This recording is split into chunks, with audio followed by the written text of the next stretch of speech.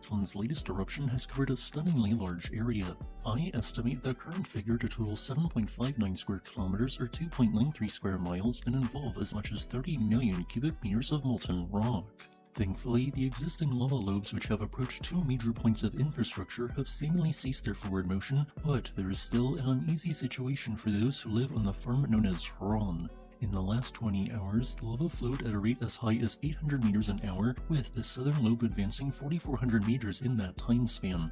It then came to a halt a mere 110 meters northwest of Road 427. Declining eruptive activity means this lava flow is unlikely to advance any further, meaning it probably won't destroy Hron or enter the ocean and cause further problems via hydrochloric acid production. However, this now cooling lobe of lava is still producing large volumes of carbon dioxide, sulfur dioxide, and hydrogen sulfide, the latter two of which are highly lethal at a concentration of 100 parts per million. Even if the eruption was to end right now, the owners of this farm might not be able to immediately return until gas emissions decline to safe levels. Otherwise, the lava barriers which confronted this lava flow performed their job quite well, not failing and successfully diverting molten rock away from 6 residential structures which, had the lava wall not been there, would have been destroyed. To the northwest, lava flows thankfully did not diverge towards central Grindavik, instead heading southwards. Just as I predicted, molten rock produced a lobe which advanced 2,800 meters westwards the Svartsengi geothermal power plant, once again overflowing Road 43.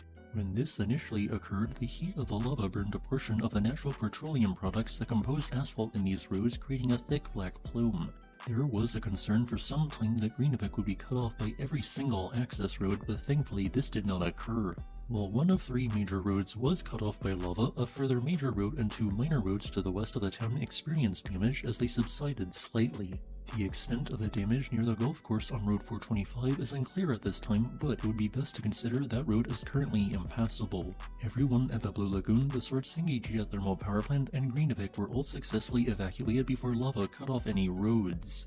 While peak activity yesterday involved a 3,500 meter or 11,500 foot long fissure which simultaneously erupted in 9 segments, there is now only 2 segments which remain active. These 2 southern fissures are now only erupting at a minor rate, perhaps around 15 to 25 cubic meters per second. The expected eruption progression will soon cause one of the 2 fissures to become inactive, followed by only a single point source on the southern fissure weakly erupting. Because of this, I do not expect eruptive activity to continue beyond 35 additional hours from now. I want to take this time to thank all of the employees and volunteers who worked around the clock to repair and build new lava walls while this eruption was ongoing. It is through your hard work that many structures were saved.